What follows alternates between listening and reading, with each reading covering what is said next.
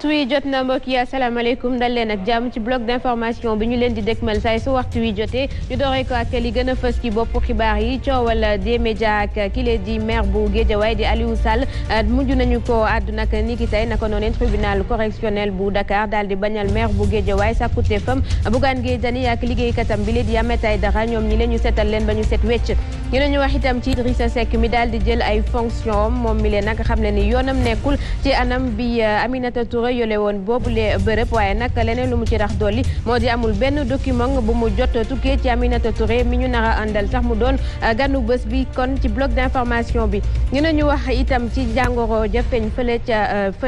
jàngoro ba nga xamante ne dafa feeñ tey dal nappkat yi te ba léegi xamuñu lu mu doon secrétaire bu ministère bi ñu dénk wàllub napp nag di dalal xelu doomu Sénégal yi di xam ne ni jën yi laalewuñu ca lii moo ci gën a fës nees kiis ñu faram fàcce ko.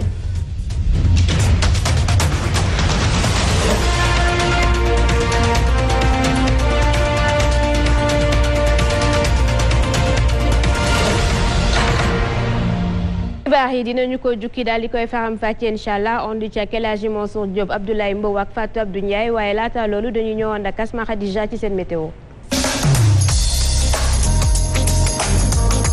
salaamaaleykum mbokk yi safoo la télé leader maa ngi leen di ziar bu baax a baax laata faram fàcce bi di gën a yaatu ci xibaar yi dañuy jëli sans plus tarder suñu ay prévision météo suba nag di vendredi 20 novembre 2020 jant bi dina fenk suba si 7h10 18h38 ci lay daal di soo alors suba nag ci bëccëg gi Ndakaaru dina tàng ak 33 degré waaye ginnaaw transit solaire bi dina gën a tàng ba far sax mbooya boobu lay jàngat li ñu am Diourbel Kaolack ak i Kaffrine li ko dalee Ziguinchor ba Tambacounda waaye itam Ndar Géej Louga ba Matam benn guddi gi moom la ñuy jëli dana féex waaye dafay ànd ak tuuti humidité surtout fii ci diwaanu Ndakaaru ak 28 degré waaye li ko dalee Thiès Diourbel Fatick Kaolack ak Kaffrine gis ngeen ni dana féex bu baax a baax ndax ñoo ngi toll ci 23 ba 24 degré alors li nga xamante ni moom moo di waxtu géej gi dina fees ñaari yoon suba 11h43 la njëkk a fees 23h31 minutes mu daal di feesaat beneen yoon dana fer itam ñaari yoon 5h31 minutes lay daal di njëkk a fer waaye dina feraat ci ngoonu suba 17h32 minutes mbokk yi li moo nekkoon suñu ay prévision météo amoon contenté jottali leen ko ma bàyyi leen ngeen wéyandi ak xibaar yi ñu joxante dig daje ba ëllëg incha allah. incha allah ñu door a yile xibaar ak doomu jàngoro ba feeñ fële ca Thiaroye-sur-Mer kenn xamul lu mu doon ba ci jamono ji waaye tax askanu Sénégal ñu ci bari di ragal jëfandikoo jën yooyu la nag laalewuñu ca bu ñu sukkandikoo ci kàddu yu tukkee ci secrétaire général ba ne ca wetu jëwriñ bi ñu dénk wàllub napp ak économie maritime mu di Makhtar Diallo mi demoon ca maison de la femme bu Thiaroye fekk fa ña wopp ñu ond ci ak Younousa Baldé. waaw li ma leen mën a wax daal fu ñu toll nii donc question bi moom ci au plus haut niveau donc ministère yi gouvernement bi jël na ko en charge actuellement li ma leen mën a wax mooy jën yi direction des industries de transformation de la pêche suñu service yi nga xam ne ñooy liggéey ci qualité produit yi ñuy consommé liñ ci liggéeyagum analyse yi ñu ci defagum amul benn produit halieutique bu nga xam ne impacté na donc foofu damay bëgg a dalal seen xel wax leen ni que lépp lu nga xam ne que dañ koy def sur le marché y a un contrôle préalable qui est fait sinon duñ ko jaay produit yi. ñu des ba tey ci doomu jàngoro boobule kenn xamul lu mu doon comme nañu leen ko waxee woon ni ki sàmp nappkat yi képp lay jàpp ñoom ñi lay sax nekk di xaar résultat yi ñuy def tukkee ci test yi naka noone nag ñuy xam ne ni tukkeewul ci contamination bactérielle wala virologique waaye nag ñi wopp ñoom ñu ngi tàmbalee tiit seen i njaboot itam ñu ondi ci ak Younousa Baldé. fukki nit ak ñaar jot nañ leen évacuer ci centre de santé bu Sicap Mbao ginnaaw seeni état de santé am ay jafe-jafe ci maison de la femme bu Thiaroye-sur-Mer ay téeméeri mool ñu am feebar bi lañ fa isolé waaye tey ci suba yëkkati nañu seeni baat ngir ñaawlu seeni nekkin waaye tamit exiger rek ñu faj leen lu am ba des situation bi nag compliqué na lool ci Thiaroye-sur-Mer poste de santé ba sax mu ngi wéy di accueillir ba léegi ñu am feebar bi am na sax ñoo xam ne ñu ngi foofu ñu téye leen fa ba léegi ci lu soxol prélèvement yi ñu effectué ginnaaw bu ñu gisee feebar bi malade yi nag ñu ngi xaarandi résultat yoo xam ne mun na génn tey wala bokk fan yi di ñëw waaye élément yu njëkk yu génn di xam ne nii rek feebar bi nag laalewul dara ak lu ñuy wax contamination bactérielle wala virologique maanaam laalewul dara ak deret ñu feebar looloo tax ñu bëri njort nii rek ab contamination chimique moo waral feebar bi mu di hypothèse boo xam ne faw ñu confirmer ko tamit Thiaroye-sur-Mer la ñuy des ba tey askan ba fay yeewoo nag ci jamono ji dañoo tiit ndax dañuy ragal jàngoro bi law wala mu wàll ña ko amagul naka noonee ñuy sàkku ci kilifa yi nekk ci Sénégal ñu jël ci ay dogal ci anam bu mu gën a gaawee ñu ànd ci ak ñenn ci ñoom. Tiit naa si trop parce que dañoo xëy rek ñu yégee ko nii gis leen ñu ñëw te ñu ngi ñëw nii tout près si maison de la femme bi ñun fi leen dëkk. mais xamaguñ si dara nag parce que nee neen day wàlleeg du wàlle moytu daal a gën samay njaboot moom bu ñu wàccee ñi ngi si biir kër gi. tiit naa ci kay wax dëgg yàlla ndax xale yi ñoo yor seeni waajur seeni baay ay mag lañu seen doom yi di mooli di ñëw di leen jàppale tey ñoom ñëpp bu ñu tëddee ñoom duñu mënal seen bopp dara seen ndey dootuñu mën a dem pour liggéey lu ñu leen jox ndax doom yi ñoo yor bu ay jur yi tiit nañu lool wax dëgg yàlla. mu ngoog ma wasoo lool askanu Sénégal doon tiit ñeel jën bi ñu xam ne ni kon laalewuñu ci. waaw ci bu ñu sukkandikoo ci ki nga xam ne moom moo jiite béréb bi ñuy jaay ay jën rek moom xalaatam rek ci wàllu seet bi itam rek nañ xaar ba yeggaat ci cëppaandaw yi prélèvement yi nga xam ni moo jógee ci waa Institut Pasteur buñ ci noppee ba xam ni wopp ji ci ndox mi la nekk wala ci jën yi la nekk wala fi ñu fréquenté ci géej gi la nekk bu boobaa ñu soog a mën a wax mais pour l'instant rek jiite nga benn béréb bu ñuy jaayee jën nga ni def xool nañu jën yi fa nekk yépp mënuguñu wax ni ci jën yi la jógee loolu itam wax bu yomb la comme dañu bëgg lépp tegu ci wàllu technique nañ bàyyi ñi am technique boobee ñu noppi ci waaye bu ñu précipité ci wàllu politique pour yow wane sa diisaayi tànk wala nangam ñi dañu nekk ci tawat donc bu ñu ko politiser.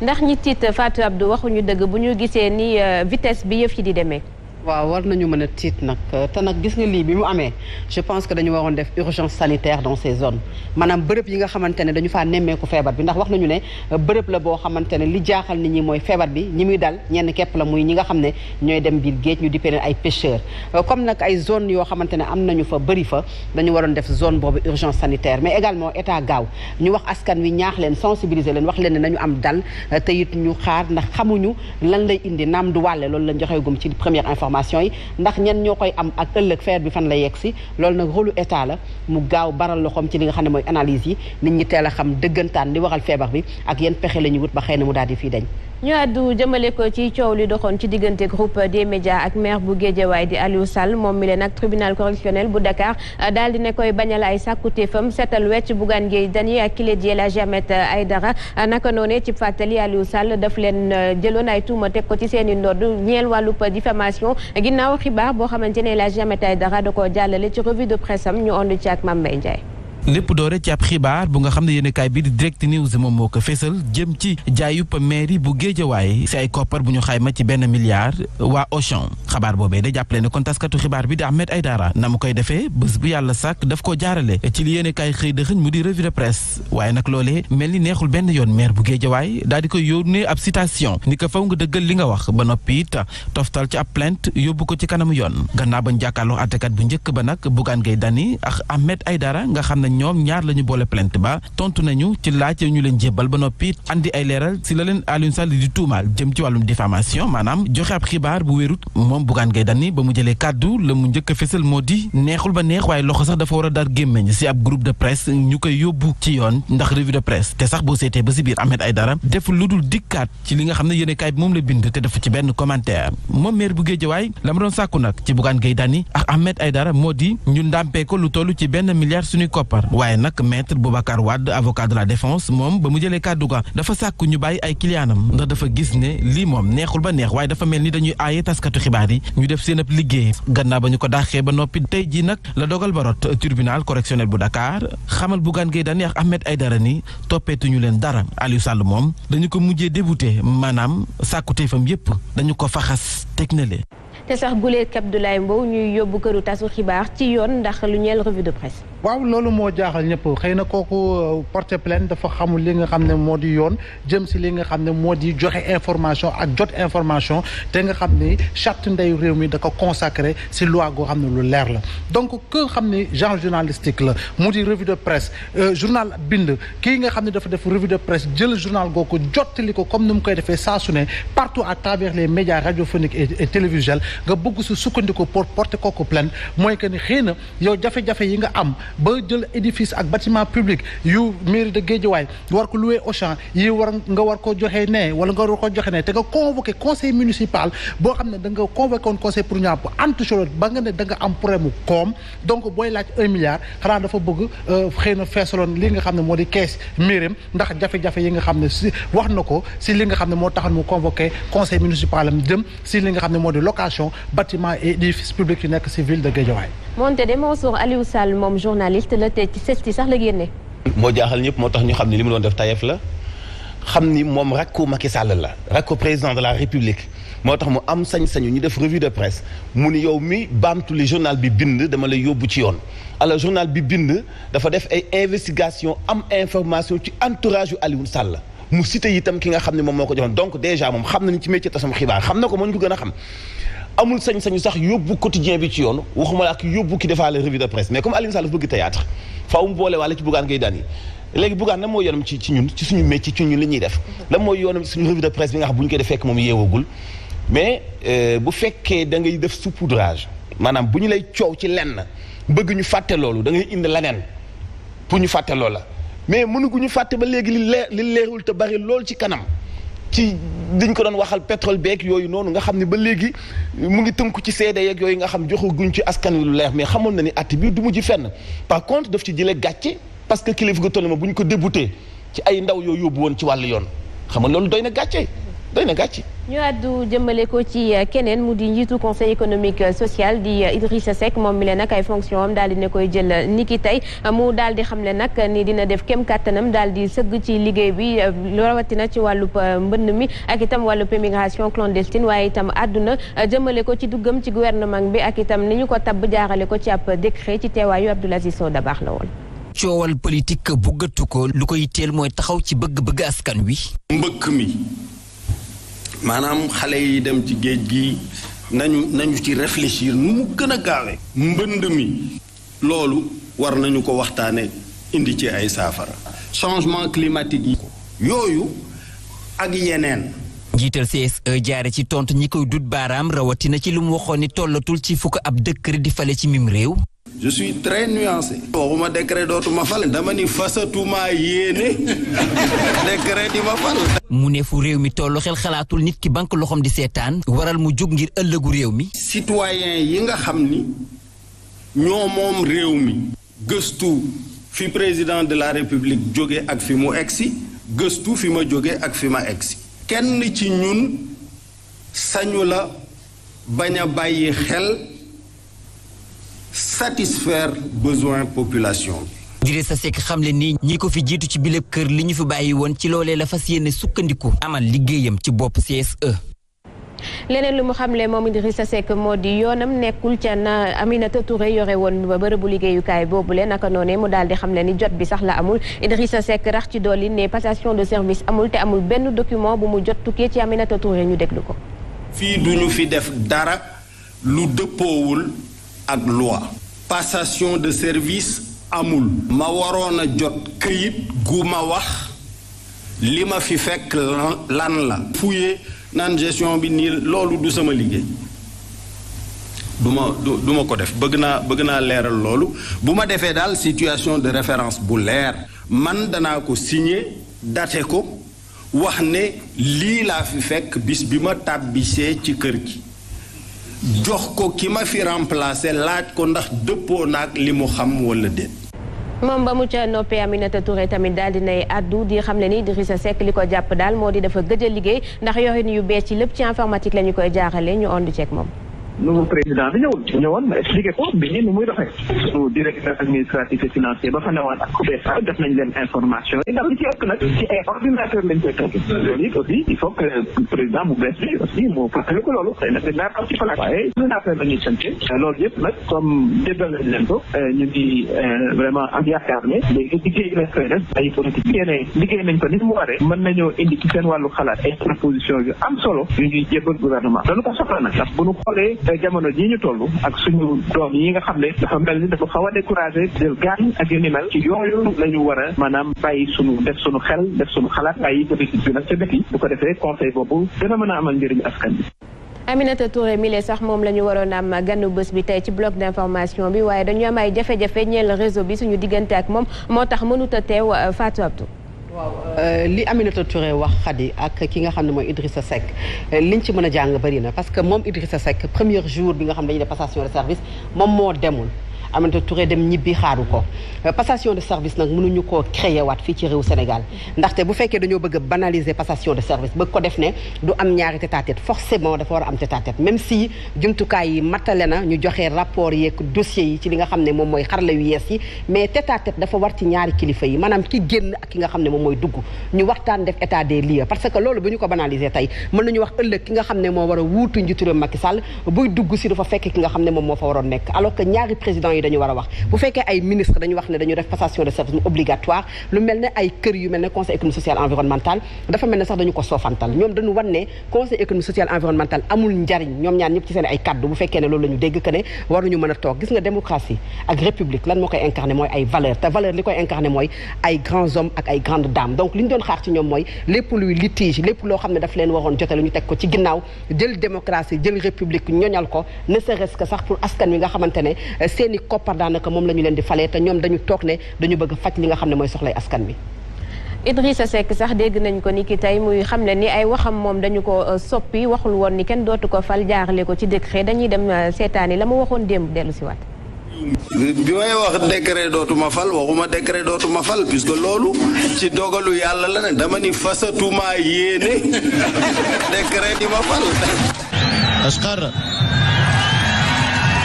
li ma jàngate ci sama diggante ak Ablaye Wade ak fi ma jaar ak moom moo tax li ma dese ci sama dundu politique dootuma ci yor cër boo xam ni ci décret lay toxoo lu ma ci yor rek lu ma nit ñi di fal lay doon dootuma ci yor cër boo xam ni ci décret lay toxoo dootuma ci. lii la xale yi naan Mansour Var. waaw da ngay sax rus parce que Idrissa Seck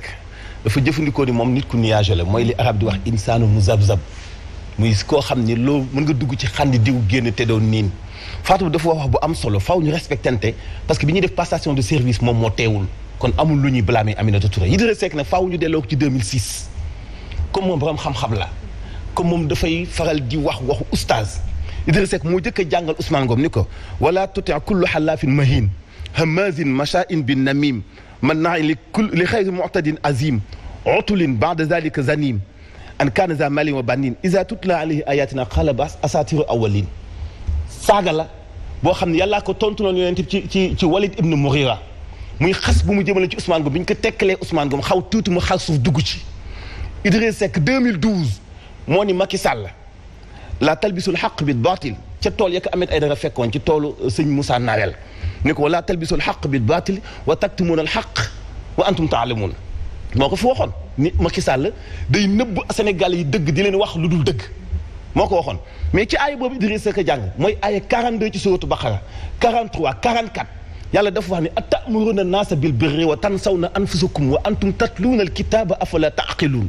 lu tax ngeen di wax nit ñi lu ngeen gëmul lu tax ngeen di wax nit ñi lu leen dul def lu tax ngeen di nit ñi ci opposition bi laa nekk te nekkuma ci lu tax ngeen di nit ñi maag yéen a ànd di dundal institution yuy jeexal gafakay réew mi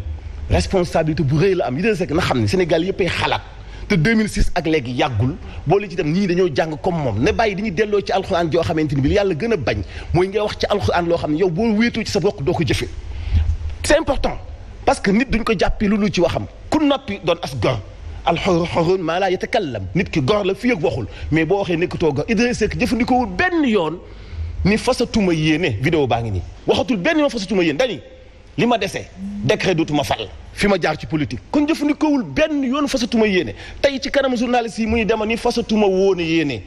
mais yéene amu fa woon léegi nag na respecté Sénégal yi xam ne am nañu xel jàng nañu comme moom léegi na delloo boppam ci aaya ba mu waxoon Ousmane Ngom ak ba mu waxoon Macky Sall ak bii ma ko sampal tey atamuruna naasa bil birri wa tansawna anfusakum te ñu respecté Sénégal yi lay rasul te ak moom sax la ñuy des ba tey Mansour ndax leneen loo xamante ni tam wax na ko jëmale ko ci digganteem ak président Macky Sall moo di ratax na muy xamle kon ni digganteem ak président Macky Sall melaat na ni mburu ak soow mburu ak suukar kon laataa ñu ñëw ci loolu sax Abdoulaye Mbow dégg nañu li nga xamante ni kon Idrissa Seck moom la waxoon démb ak li mu wax tey. waaw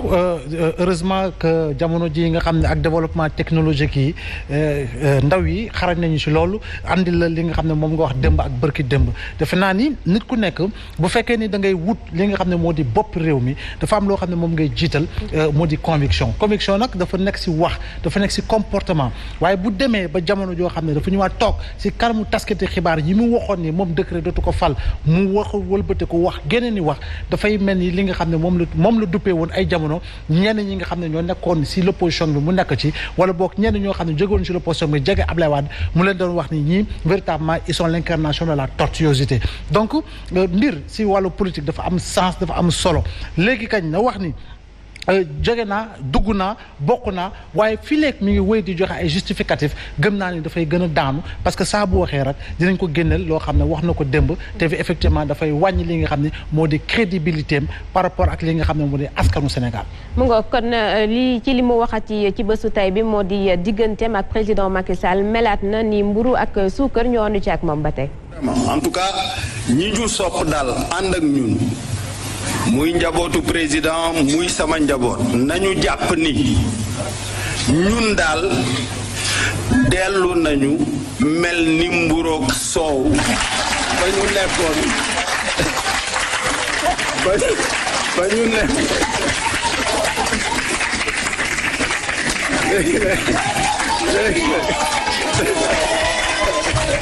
mu ngoog Sow Fatou Abdou. waaw ay kàddu yoo xamante ne xadi c'est un peu triste nañu ko wax parce que bu fekkee ne sax ñoom dañu jàpp ne amatuñu kàddu ñoom amuñu chance parce que chance bi ñu li ñu tombeel mooy dañoo tombeek nouvelle technologie de l'information et de la communication maanaam xarala yu yees yi nga xam ne la nga daan wax bu yàgg ba di ko weddi tey dañu la koy tegaatal bu fekkee ne yow doo yëg gàcce bi askan wi ñoom dañu ciy am gàcce li ñu naan gàcce day bàyyi borom daal di lay topp mais ñi nga xam ne ñooy fal je pense que lii leçon la ci ñoom ñu jàpp ñi nga xamante ne ñoom la ñuy tànn ngir ñu jiite seen réew parce que ñi nga xamante ne da nga leen di tànn tey ñu xarabante tamante waxante parce que mën nañu opposé te duñu waxante lu ñaaw mais bu fekkee opposition bi dañuy xasante waxante lu ñaaw loo xam ne bu ëllëgee ñoom bu ñu koy wax day reene ree yi sax am na lu muy nuru mu war la ne sénégalais yi ñoom ñooy perte sénégalais yooyu di perte nag il est temps ñu jël seen ay responsabilité xool bu baax ñan ñoo yayoo seen i carte xool ñaka la ñuy tabb ñu jiite li nga xam ne mooy suñu ay institution Mourog Sow moom poñse la Mansour la mu fàtte wax askanu Sénégal mooy ndax soow mi saf na suukar mais Idi ci vague tey mi sax am na vague bu muy génnee ni complot Abdoulaye Wade ak ki nekkoon premier ministre am Macky Sall complot yooyu am na vague bu ñu ko génnee laatoon bon xëy na politique bi moom du wasin day xëy du ëmb day xëy wasin mais quand même ñu wax ko wax boo xam dafay ànd ak diplomatie wax boo xam dafay wane ni Sénégal yi nawloo naa leen Idrissa Seck ak Macky Sall nan la ñu mën a nekk ñoom ñaar tey mburu ak soow te ci élection présidentielle yii ñu weesu amul luñ ko yàqul ñu ngi wax ni itam moom jubóo na ak Macky Sall laata élection présidentielle yi ba kenn ku bokk ci parti ni Idrissa Seck candidat wu Macky Sall la woon yooyu yëpp tey ñi ko doon xaar mu indi ci ay leeral lu dul ni mu dem toogaay boo xam ne fi mu nekk nii benn problème Idrissa Seck benn sas la am premièrement mooy def face Aminata Touré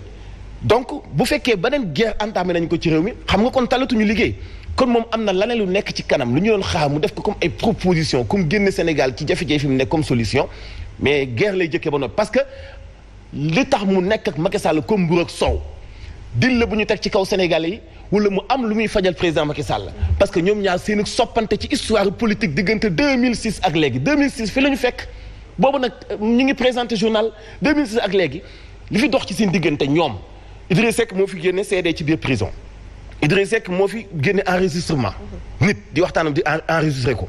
Idrissa Seck ak yeneen yu mel noonu yëpp boo ko dajalee moom Macky Sall bu ñu demee bu jubóowaat ba élection jaar ba ñu mel ni Mourog Sow dëgg Sénégal yi nag bu ñu amee xel war nga xoolaat politiciens yi nit ñi est-ce que nawloo nañ ñu waaw ñu àddu nag jëmale ko ci leneen ñeel wàllub immigration clandestine yu bés yu ñu weesu gën kaa néew ñaari téeméer ak juróom fukk ak juróom benni doomu aadama ay doomu Sénégal ak ñetti néew moom la ñu jëlee réewub Maroc daal di koy indi fii ci réewub Sénégal bu ñu sukkandikoo ci secrétaire d'État des Sénégalais de l'extérieur loolee xibaar bu wér la muy xam ne itam ni réewub Maroc bépp matuwaay jël nañu ko ci ngir daal di koy defee ci anam bu jaar yoon ñu onn ci ak moom Moïse Sarr muy secrétaire d'État des Sénégalais de l'extérieur. waaw loolu effectivement am na boo xoolee depuis le 11 novembre am na benn vol boo xam ne jóge na Maroc egg si fii si suba teel indi migrant donc boo ko xayma mu nekk 252 ci ay sénégalais ñoo xam ne ñi ay rescapé lañ bu ñu ñëw aussi ñoo ngi déplorer bu baax a baax ñetti néew yoo xam ne ñu doon ci ci rapatriement boobu donc loolu yëpp effectivement lu am la mais li ma mën a ci teg rek mooy Maroc moom vraiment réew boo xam ne suñu relation ak ñoom ñëpp a ko xam ñëpp a ko rafetlu également mooy vraiment dañ ko def di saytu di respecter li ñu naan la dignité humaine. lenn ci li waral immigration clandestine bokk na ci ñàkkub xëy bi ndaw Sénégal di dund naka noone naka njiitu réew bi ci conseil des ministres mu daal di xam ne ni dina ci tàmbali jël ay pexe doore ko ak conseil national de l'insertion et de l'emploi des jeunes loolee kon la nara sociaay fan yi ñu jëm bu ñu sukkandikoo nag ci kàddu yu tukkee ci Pape Demba Lo di ab expert en finance et politique d'emploi li le daal lu ñuy commencé waat dong la ndax li mu daal di xamle mooy ay agence yu ni mel ci atum Abdou Diouf jàpp Macky Sall ba léegi ñu ngi koy gis waaye benn résultat daanaka amuñu ko ñoondu ci ak Mamadou Fofana. ki xam-xamam màcc jëm ci wàllum koom-koom ak lu jëm ci wàllum liggéey ca jëlbeen nga di xamle ne daal ne boobee conseil national de l'insertion et de l'emploi des jeunes nekkul lu dul ab bërëb boo xam te ne nii ngir président de la république di fa jëlee ay xalaat. loo xam ne dañu bëgg a woo réew mi yëpp ci ñi nga xam ne am nañ ci luñ ci war a wax ak borom xam-xam yi ñu waxtaan ci pour mu xool nu muy ñoŋalee wala nu muy jubbantee lépp li nga xam ne moo ngi jëkk ci mbirum xëyum xale yi. ci noonu moom Pape Demba Lo daal di naqarlu lu tax daal ba jamono ji ñu toll fi nga xam te ne nii nag mu yóbbee sax ndaw ñi di ñàkk seen bakkan ci géej gi. loolu mooy wane ne ñun loolu yëpp ñu def ci 30 ans yi amuñu ci résultat probant. kon nag laaj na ñu xoolaat mbir mi. kon dafa jot sënkam ci ay gis-gisam nag ñu daal di soppiwaat doxalin ak tamit tëralin. emploi des jeunes warul nekk loo xam ne dañu koy jël rek jël benn xaalis rek jox ko jeunes yi loolu dafa war a nekk ci diggu politique gu état bi. lu ko jëlee ca Abdou Diouf jaarale ko ci Abdoulaye Wade ba ci Macky Sall mi nag ñoom ñii jiite Sénégal nag ñoom ñëpp daanaka benn mbir moom dañ ci am ab lajjite mu di lu jëm ci jox xëy ndaw ñi. coordonnateur bu forum civil moom itam daal dina ci àddu di xam ne ni disposition yi lay tukkee ci président Macky Sall daf koy daal di dàkk ndax Birahim Seck li mu daal di jàpp daal moo di président Macky Sall amul information yi wér ñeel wàllub immigration clandestine ñoo andi ci ak moom. est-ce que président de la République am na lépp loo xam ne information la jëm ci wàllu pêche ndaxte dama gis ci communiqué bi ñuy wax ne nañ def évaluation li ñu joxe ci gilet de sauvetage li ñu joxe ci ay moteur hors bord li ñu tabax également ci ay quai de pêche li ñu joxe également ay camions frigorifiques alors que olof dafa ne bala nga naan naam ne fa donc mbir mi ñaar la mooy fexe nañu fexe ba géej jën am ci géej gi xeex ak lépp loo xam ne accord de pêche la ak licence de pêche yoo xam ne jaaduwul fexe ba également ñi nga xam ne moom mooy pêcheurs yi ñu protéger leen li mooy solution bi ku rek di joxe ay moteur ki di joxe ay gaal. mu ngeek pexe bi daal njiitu réew bi jàpp ne moom bu ko defee dinañu mën a wàññi li wala mu dakkal sax lii la di immigration clandestine mu mel ni kon Birahim Seck jàpp ne information yi président Macky Sall am daal du yu baax yi. information yu baaxul wala mën nañu jàpp ne parce que dañu wax ne moom mooy le premier wala boog le mieux informé moom moo gën a am ay xibaar ndax am na lépp luy matuwaay ak jumtuwaay yu mën a war a tax nag mu xam xibaar xam ndaw yi benn ci raison yi nga xam ne tax na ñuy dem mooy ñàkk xëy bu fekkee ne tey moom dafa créer tout le temps dañu ko fii lim xadi mais il faut ñu lim ko bu fekkee dafa créer li nga xam ne mooy APDA créer ANAMO créer li nga xam ne mooy DER créer APEJ créer ANPEJ créer structure yooyu noonu yëpp tey ci réewu Sénégal dem ba njiitu réew mi taxaw ne day créer benn organe boo xamante ne moom mooy conseil bi war a contrôler li nga xam ne mooy emploi des jeunes bu ñu war koo door ci décembre 2020 moo lay wan ne structure yooyu waruñu woon sax exister parce que structure yu bari la yoo xam ne amul njëriñ soo ko waxee nag ñoom xëy na dina leen metti duñ ko mën a accepter mais amul njëriñ parce que bu amul njëriñ je pense que structure yooyu waroon nañu mën a am coordination ci seen biir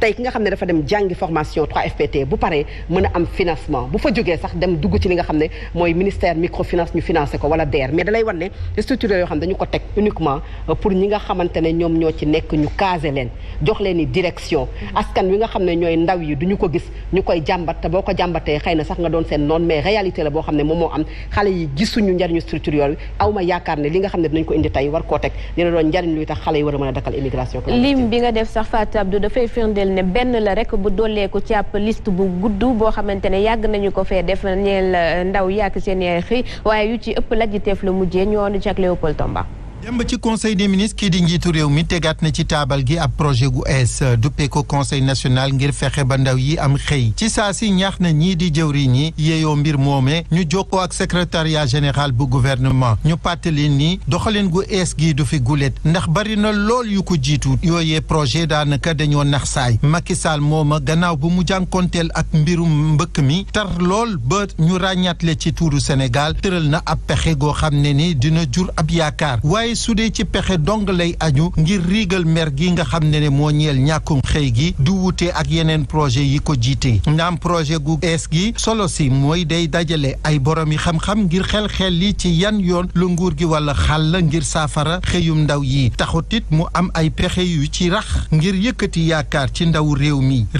ci jamono ji mu toll ni jëf dong mooy saafara lépp. li ni mel sax moo soor ndax dàkkul kàddu yu tukkee ci waa DER ñoom ñi xam ne ni financé nañu ndaw yi ñoom kay ñoo def lu leen neex. financé wuñu dara parce que boo financé da ngay wane lu leer yëg nañu fi yéen ay journaliste ngeen topp nañu coowu financement wu DER ak ñi ñu doon fayeeku xam nañu somme yi ñu doon leble parce que wax nañu ko ci presse bi xam nañu itam anam gi ñu doon leblee donc loolu nekkatul kumpa goo xam ni war naa nekk kumpa ci Sénégalais yi problème bi kay mooy bu fekkee yu mel ni am na ku nekk da ngay jéem a glorifier wu di wax yow li nga def pour jéem a wane sa position devant président de la République wala devant les Sénégalais te fekk na xam nañu bu baax li xew gis nga am réew du génn nañu ay milliards wala def nañu ay projet am réew da ngay fexe ba ndaw ñi mooy ki Mamadou Fofana doon laaj sànq ndaw ñi am espoir am yaakaar ci réew moomu ndaw ñi itam gis ni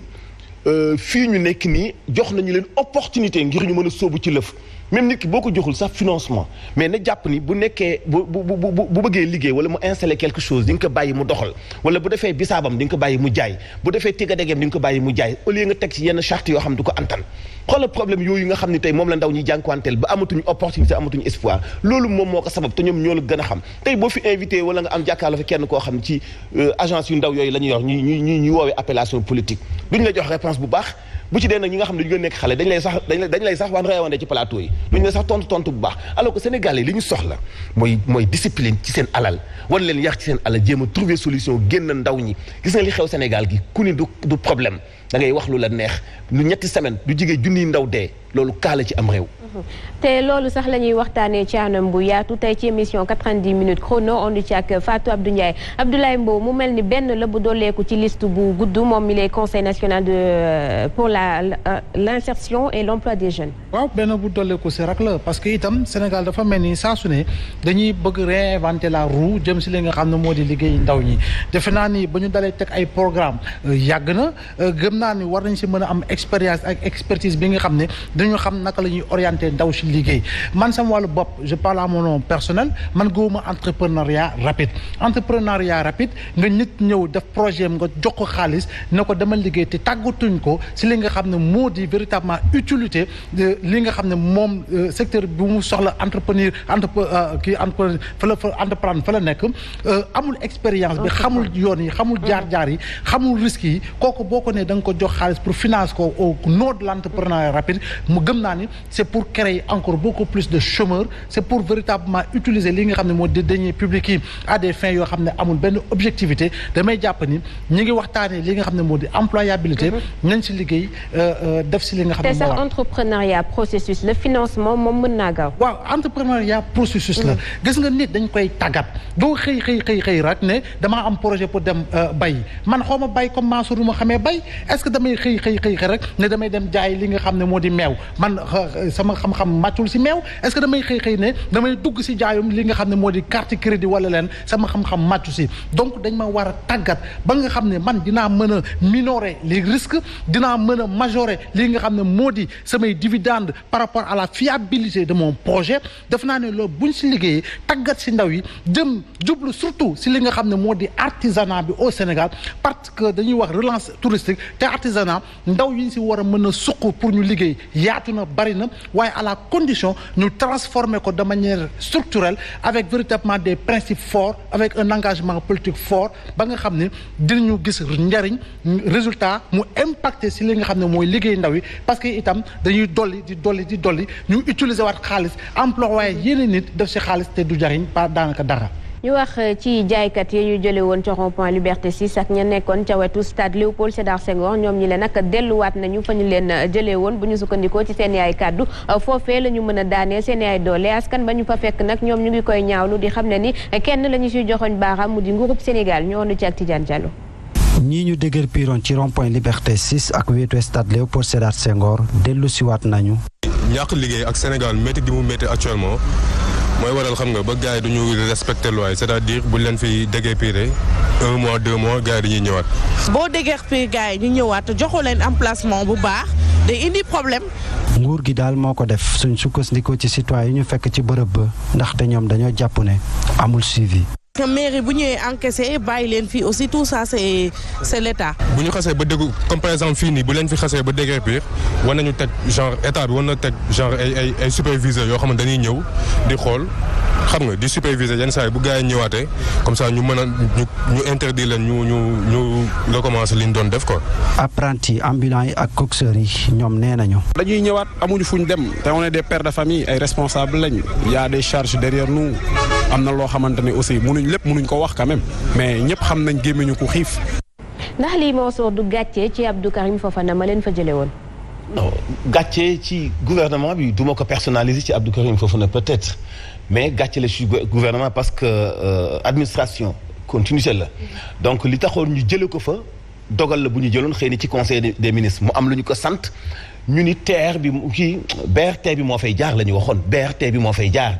BRT bi ki leen fa jëlee woon jëlee nañu ko ci gouvernement bi ki yore woon liggéeyu BRT bi jëlee nañu ko fa jox ko sœuru première dame kii frère am donc yàlla xam est-ce que dina am continuité est-ce que dañu soppi aw doxalin loolu benn la ñaare bi ci des état bi fi mu nekk nii lajj gi mu lajj ci politique d'emploi des jeunes ñi meetu la fekk benn jeune foo nekk mu yëkkati la fa parce que jàpp na ni déjà rond-point bii génn wàllu ndaw ña fa nekkoon ñëpp des nañu ci géej gi et effectivement boo fa demee tey boo laajee du ña fa nekkoon ñëpp ñoo fa nekk am nañu tante immigration clandestine parce que politique bi la ñu lajj ba noppi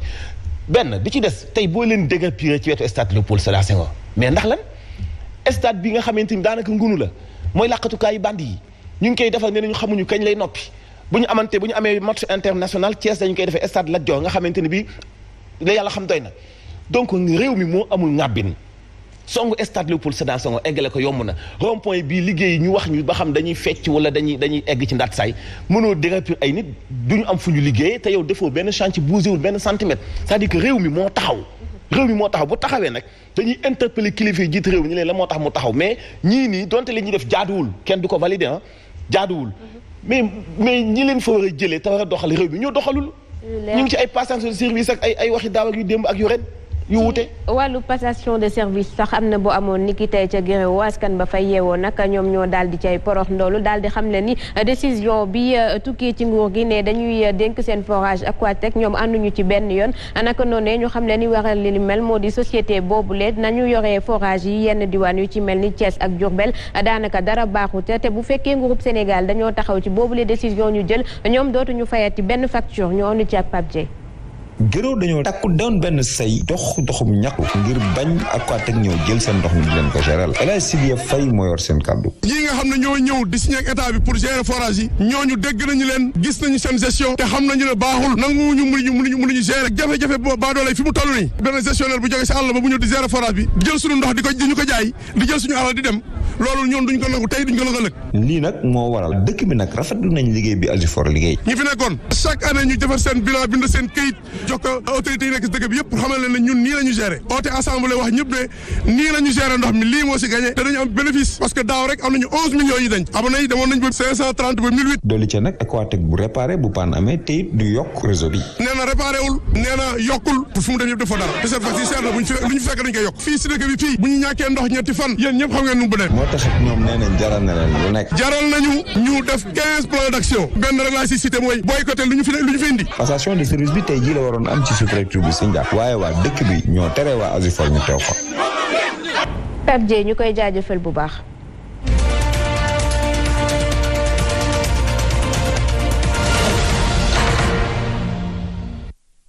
asalaamaaleykum waa Sen TV ñu ngi leen di jaaree ñëpp jeune bi nga xam ne du ci gaal yi ndax alal wala kër boo ko jox ma la air plus 3 laa bëgg wala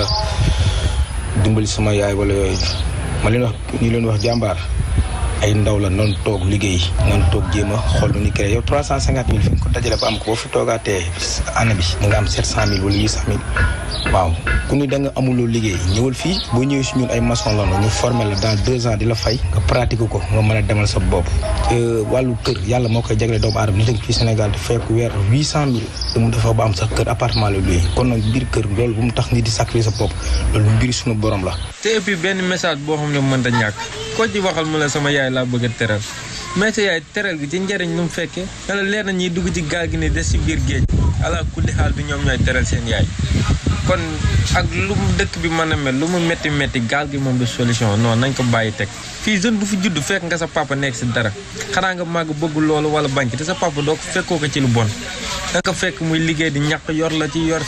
si njaboot gi ba màgg toll niñ toll kon nag ku amul liggéey sa papa si lim ne nga fekk ko si jàpp taw ba il y a pas de sous-métier xeeb moo baaxul xeeb lañu war a bàyyi. ñu ngi leen di nuyu bu baax di leen ziar di leen jox seen wàccuwaay yéen a ngi ci jàmm ñu ngi gis ñenn ñuy dundee métti na trop saa yi gis nga fii la ñuy rootee kii bi ndox mi ñee naan fii lañ koy rootee bidon yi la ñuy duy ndox mi suñ demee bala ñu kaa jëfandikoo dañ koy def eau de Javel ba pare ñu depuis nawet ba léegi suñu teen yaa ngi màbb ñaari teen la ñu am waaye ñaar yëpp dafa màbb isaa yi lii la ñuy dund isaa yi ci àll bi ñu léegi gis nga léegi ñoo ngi nay ñoogaay bopp di feet ak gole yi ak ngeen jàppale ñu état bi jàppale leen ngir yàlla fan nañ trop ñu nekk ñu ngi Casamance. mu ngoog ñu leen di jaajëfal bu baax a baax yéen itam def leen ni ñoom ngeen yónnee ñu seen vidéo ci WhatsApp bu groupe des médias Mansour doy na waar ndox mi leen ñàkk forage tax ñoom moom la ñuy naan. nee nañu ñaari teen la ñu am te ñaari teen yëpp dañoo màbb donc foog ñu naan foog ñu fóot foog ñu sangu comme déeg boobu loolu du dex de déeg la si kanam tuuti day dem ba seey. déeg nag jamonoy nawet lépp a fay nekk day am bonaat day am mbott day am yeew mbaam yi dañu fay dugg di naan nag yi dañu fay dugg di naan nit ñoom sax dañu fay dugg di sangu xale yi jamonoy nawet ñun sangu nañu déeg ba tàyyi. donc yooyu boo ko dajalee mu dajaloo ci ndox mi am na ay xeetu feebar li ñuy wax maladie tropicale négligée yu bëri ci xeetu ndox yi la doon jógee ay bilharziose ak ay pattes d'éléphant ak xeetu tawat yooyu ci ndox yi ñi ko doon naan bu njëkk boo gisee ñu naan feebar yooyu dafa xewi léegi parce que kenn naanatul ndox yi donc ñii di naan ndox yi attends-toi yeneen feebar yu mel ni comme li feeñ caaro kenn ñaanalu ko leen yàlla mais xeetu feebar boo xam ne maîtriser tuñu ko wala xamuñu fan la jógee te pexe amul parce que faaw ñu naan ko et pourtant nag yow ni nga koy jàllalee ci télé bi am nañu bokk ci nguur gi ñoo xam noonu la ñu koy seetaanee donc bu ñu ci bëggee indi solution mën nañ ci indi solution parce que fii DG ba fi tudd bu demee ci télé da lay tontu kon ñu ngi lay seetaan xam lu xew xam nañ bu baax a baax ni ñii ñu ngi dund souffrance bi nii. Fatou Abdou. waaw jafe-jafe boo xam ne xadi xam nga boo ko tuddee mu nekk problème mais il faut que ñu wax ko parce que ñii nga xamante ne dañoo wax dañoo jël seen i ay téléphone filmer ko wax seen xalaat mooy jafe-jafe boo xam ne dañu koy dund ci seen quartier xam nga bu ñu demee ba 2020 jafe-jafe bi am ci benn localité boo xamante ne soriwul ñuy dem bay naan ndox te ñu wax dañu war a am ndox de qualité ndox mu doy sëkk waa Ndakaaru ñenn ñi sax di jàmbat ndax duñu am ndox moo xamante ne dañu leen ko digoon ñi am jafe-jafe bay naan ci ndox mi moo lay wan ne yaa problème bu am boo fa jógee inondation barki démb ba nga xamee ne wax nañu ko ba noppi dañ ne 20 milliards lañ ci dugal gum alors que 767 milliards la ñu waxoon askan wi assemblée nationale dajaloo kenn ku nekk ñu jox la 1 million ak la ca topp nga dem ñëw jox ñu këyit woo xamante ne dañu ko jébbal njiitu réew pour mu tranché nga jóge fa gis émigration clandestine ay ndaw yoo xam ne dañuy màngaani jël seen bakkan ne carrément dañuy dem te encouragé wuñ ko parce que chaque jour ñu wan leen ay message yoo xam ne day wane ne solution bi mooy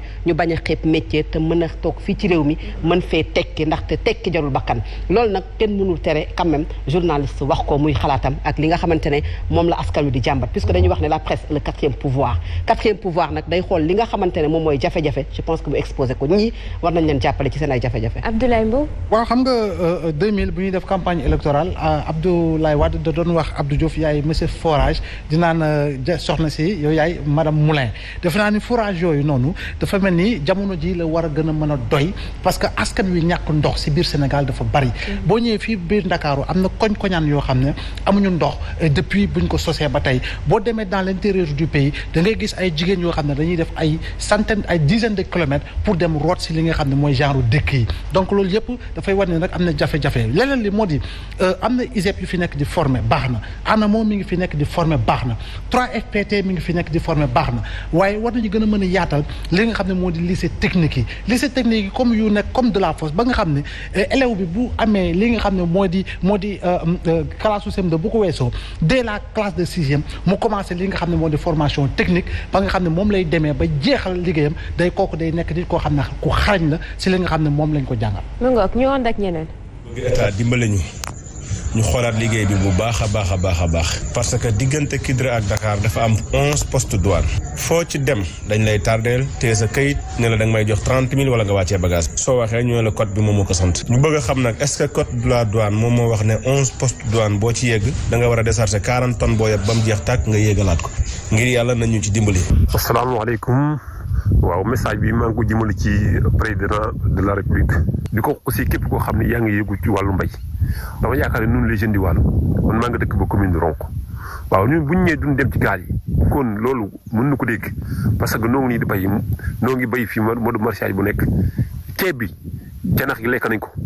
maraîchage bi kazalik noo ngi di bay maraîchage mun am benn fond boo xam ne mën na jàppale du wàllu engrais du wàllu produit du wàllu benn fond boo xam ne mën na jàppale kon dama yaakaar ne bu ñu ñëwee duñ dugg ci gaal yi d'accord mën na bañ dugg ci gaal yi mais nañu jàppale